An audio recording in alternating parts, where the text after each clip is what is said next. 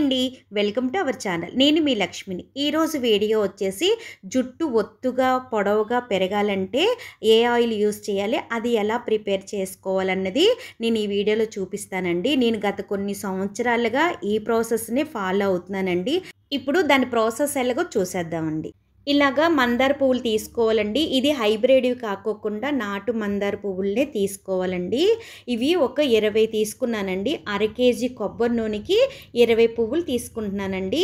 ఇవి మధ్యలో ఉన్న పువ్వులాగా ఉంటుంది కదండి, అది తీసేసుకోవాలి. అలాగే లాస్ట్లో ఉన్న కాడ కూడాను తీసేసుకోవాలండి. ఇలా తీసేసుకున్నాక ఒక ప్లేట్లో వేసుకొని ఇవి ఎండలో కాకోకుండా ఇంట్లోనే ఆరబెట్టుకోవాలండి.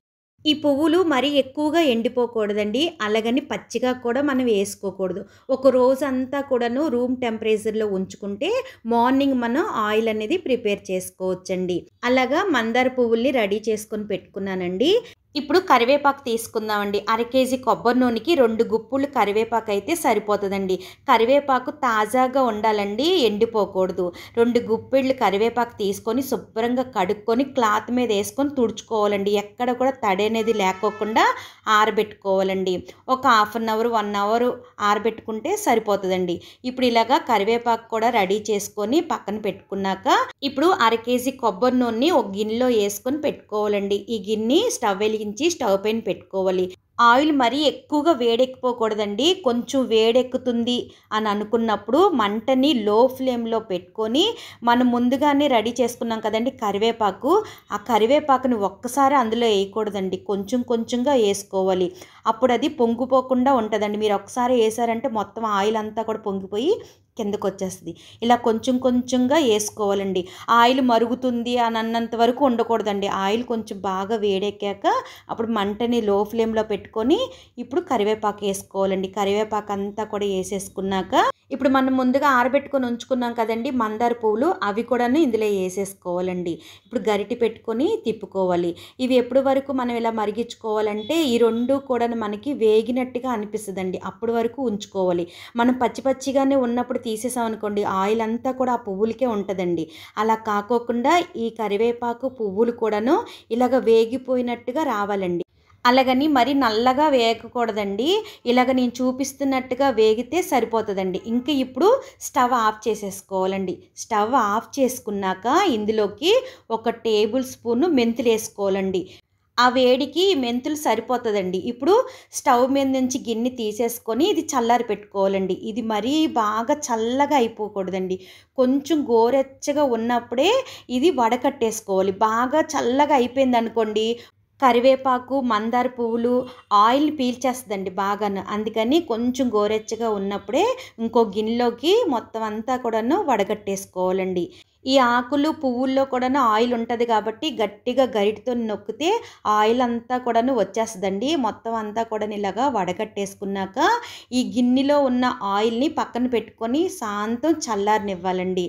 బాగా ఆయిల్ అనేది చల్లారిపోయాక ఇప్పుడు ఒక గాజు సీసా తీసుకొని ఇందులోకి ఈ ఆయిల్ అంతా కూడాను పోసుకోవాలండి. ఇలాగా ఆయిల్ మొత్తం పోసుకున్నాక ఇందులోని 1 టేబుల్ స్పూన్ వరకు మెంతులు వేసుకొని ఉంచేసుకోవాలండి. అవి ఇంకా అలాగా ఆయిల్లోనే ఉంటుందన్నమాట. మీరు ఎప్పుడు ఆయిల్ కాసుకున్నా సరే అందులోని పోసేసుకోవచ్చు. ఇంకా మెంతులు అనేది తీయనవసరం లేదండి. ఆయిల్ మరగపెట్టేటప్పుడు 1 టేబుల్ స్పూన్ వేసుకుంటామండి, అది వడకట్టేసుకుంటాము. ఇలాగ సీసాలో వేసుకున్నాక ఆయిల్ని ఇందులో కూడా 1 టేబుల్ స్పూన్ వరకు మెంతులు వేసుకొని ఉంచేసుకోవాలండి. ఇలాగ తయారు చేసుకున్న ఆయిల్ని మీరు తలకి రాసుకుంటే తల చాలా ఒత్తుగా ఉంటుందండి. అలాగే పొడవుగా పెరుగుతుంది, చుండ్రు అనేది అస్సలు ఉండదండి. అలాగే పగుళ్ళు అనేది కూడా రాదండి. జుట్టు చాలా బాగా ఉపయోగపడుతుంది. మనకి బాగా తలనొప్పిగా ఉన్నప్పుడు ఈ ఆయిల్ రాసుకున్నా సరే చాలా చల్లగా ఉంటుందండి. కళ్ళకు కూడా మనకి చల్లగా అనిపిస్తుంది. నేను ఎప్పుడు ఇలాగే తయారు చేసుకొని ఉంచుకుంటానండి. ఈ ఆయిల్నే రాసుకుంటాను. అదే నేను మీకు కూడా చెప్తున్నాను.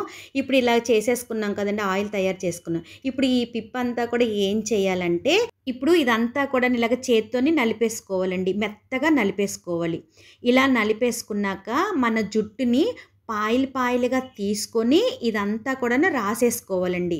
అలాగా జుట్టు అంతా కూడా రాసేసుకొని ముడి పెట్టుకొని ఒక గంట సేపు ఉంచుకున్నాక మీరు దువ్వేసుకున్నారనుకోండి, ఈ పిప్పంతా కూడాను వచ్చేస్తది.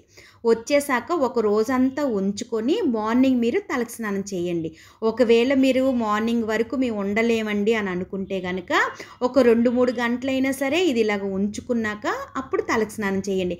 కానీ ఒక రోజంతా కూడా ఉంచుకుంటే చాలా మంచిదండి. నేనైతే ఇలాగ రాసేసుకున్నాక ఒక గంట సేపు ఉంచుకుంటానండి.